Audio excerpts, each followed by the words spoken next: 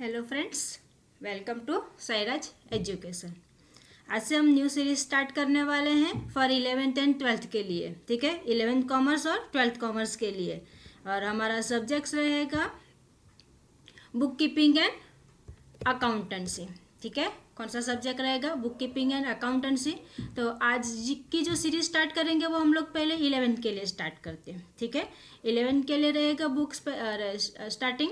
उसके बाद हम लोग स्टार्ट करेंगे फॉर 12th के लिए, यानी एक लेक्चर 11th एक 12th, इस तरह से हम लोग कंप्लीट करने वाले हैं पूरा। तो फटाफट मेरे साथ जुड़ जाओ। अगर मेरे चैनल पे नए हो तो चैनल को सब्सक्राइब ज़रूर कर लेना। ठीक है, आपके सामने मैं एकदम मज़ेदार तरीके से आपको सिखाने वाली हूँ बुक कीपिंग एंड अकाउंटेंसी, ताकि आपको ज़रा भी हार्ड ना लगे और आप आसानी से 11th और 12th कर पाओगे। ठीक है, यानी कि एकदम इजी वे में।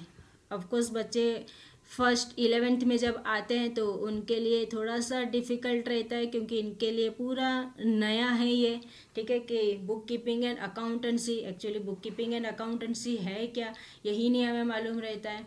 ठीक है, क्योंकि जैसे आप नर्सरी में जाते हो पहले, ठीक है, फॉर फर्स्ट स्टैंडर्ड, आपको नहीं पता है कि किस तरह से हमें लिखना है, किस तरह से हमें पेन पकड़ना है, समथिंग वगैरह जो भी है। फिर हमें धीरे धीरे हर चीज़ आ जाती है, नर्सरी करते, जूनियर करते, सीनियर करते, फिर फर्स्ट में जाते हैं। ठीक है, इसी तरह से आपका 11th स्टार्टिंग बेस है आपका। ठीक है, तो 11th कॉमर्स में बुक कीपिंग एंड अकाउंटेंसी क्या है, तो आज मैं आपको पूरा, यानी कि आपको 11th से लेके MCOM तक की जर्नी, कहीं जाना नहीं पड़ेगा, आपको सब कुछ यहाँ पे मिल जाएगा। ठीक है, तो अगर चैनल पे नए हो तो मैंने बोला कि भाई चैनल को सब्सक्राइब कर लेना, और हो सके तो एक लाइक तो बनता ही है। ठीक है, तो स्टार्ट करते हैं। मैं आज आपको 11th book keeping and accountancy के अंदर पूरा सिलेबस आपको मैं बता देने वाली हूँ कि कौन कौन से चैप्टर से क्या है, आपको किस तरह से उसको सॉल्व करना है, किस तरह से पढ़ना है। ठीक है, हर एक चीज़ को आपको अच्छे से सॉल्व करके बताऊँगी।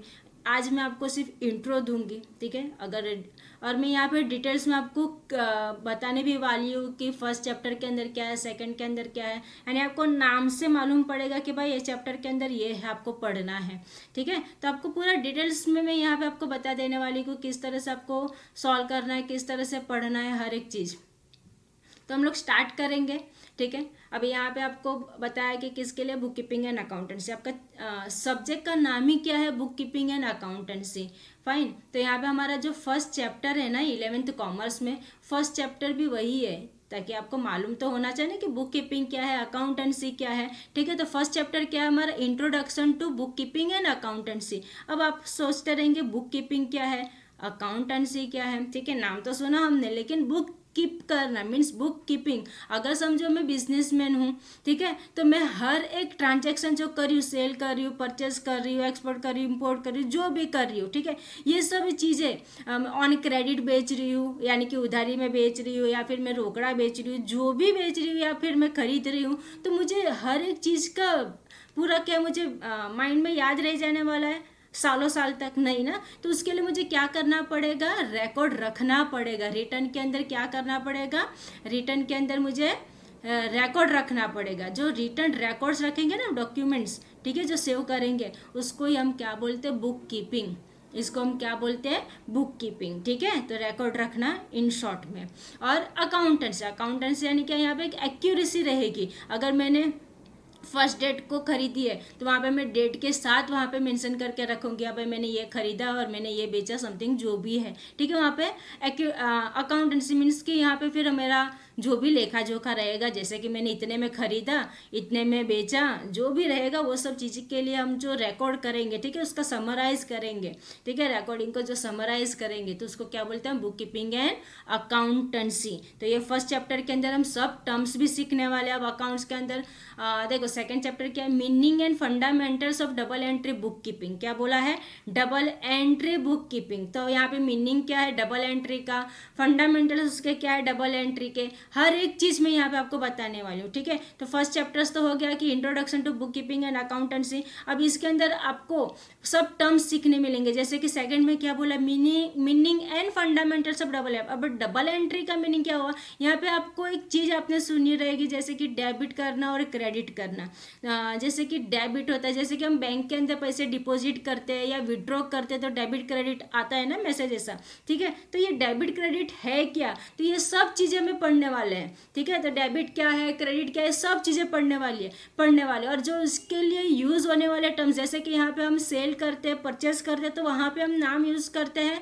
पहले हम नाम क्या यूज़ करें, परचेसर या फिर सेलर, ठीक है। अब नाम क्या होगा, यहाँ पे होगा नाम डेटर्स और क्रेडिटर्स, ठीक है। नाम क्या होगा, है वही चीज़ है, खाली नाम चेंज हो रहा है, ठीक है। तो कंफ्यूज मत होना, मैं आपको एकदम अच्छे से बताने वाली हूँ कि किस तरह से इसको बाहर भी करना है, यानी कि आपको रटना नहीं पड़ेगा, अपने आप आपके अंदर वो चीज़ें आ जाएगी, ठीक है। कि क्या है यहाँ पे introduction to book keeping accountancy के अंदर डेटर्स क्या है, क्रेडिटर्स क्या है, कैपिटल क्या है, ड्राइंग क्या है। अब आपको ड्राइंग यानी क्या, ठीक है। तो ड्राइंग आपके मन में आ जाएगा, ड्रॉ करना मीन्स ड्राइंग करना, यानी कि हाँ हम एक पेज लेंगे, उसके ऊपर पेंसिल से माउंटेन ड्रॉ करेंगे ना, ये सब ट्री ड्रॉ करेंगे फिर, ठीक है। तो वो वाला ड्राइंग नहीं है यहाँ पे। ड्राइंग का मीनिंग क्या होता है कि मैंने मीन्स समझो मैं बिजनेसमैन हूँ, मैंने मेरे पर्सनल एक्सपेंसेस के लिए, मेरे पर्सनल खर्चे के लिए मैंने मेरे बिजनेस में से पैसे निकाले, ठीक है। मेरे खुद के बिजनेस में से मैंने कैपिटल में से कुछ पैसे निकाले,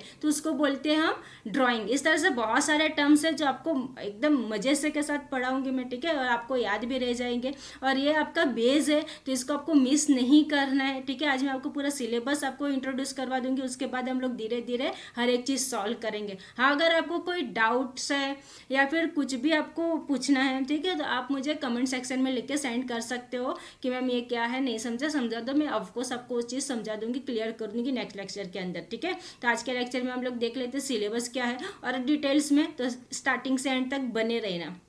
क्या बोला यहाँ पे, introduction to book keeping and accountancy first chapter, second chapter meaning and fundamentals of double entry book keeping, ये दोनों चीज़ें मैंने आपको बताई, ठीक है। क्या है अभी डबल एंट्री और एक आता है सिंगल एंट्री, ठीक है आपको वो चैप्टर 10th वाला लास्ट चैप्टर सिंगल एंट्रीज है, ठीक है। लेकिन उसके अंदर भी सिस्टम कैसा है वो बताऊंगी। अभी यहाँ पे मैं आपको सिंगल एंट्री और डबल एंट्री के बीच का डिफरेंस बता देती हूँ। जैसे कि सिंगल एंट्री, अभी आपने देखा रहेगा एक भाजी वाला भैया हो गया, दूध वाला भैया होगा, ठीक है। ये सब अभी क्या डबल एंट्री बुक कीपिंग करेंगे क्या, नहीं। वो लोग कौन सी मेंटेन करते हैं, डायरी जो मेंटेन करते हैं उसको सिंगल एंट्री बोलते हैं। जैसे कि उसके महीने का दूध वो दे रहा है, सप्लाई कर रहा है, ठीक है, जो भी प्रोडक्ट सप्लाई कर रहा है वो अपने एक डायरी में लिखते जा रहा है भैया, ठीक है। तो उसको हम क्या बोलते हैं, सिंगल एंट्री सिस्टम। अब यहाँ पे डबल एंट्री, जैसे कि मैंने आपको बताया क्या करेंगे यहाँ पे हम, डेबिट एंड क्रेडिट। एक चीज़ मेरे पास आई तो एक चीज़ मेरे पास से गई। जैसे कि समझो मैं आपको सिंपल एक चीज़ बताऊँ, अभी ये जर्नल एंट्री आपको तीनों चाहिए, हर एक चैप्टर ने एक दूसरे के साथ लिंक होता है और लिंक करके पढ़ो, मजा आएगा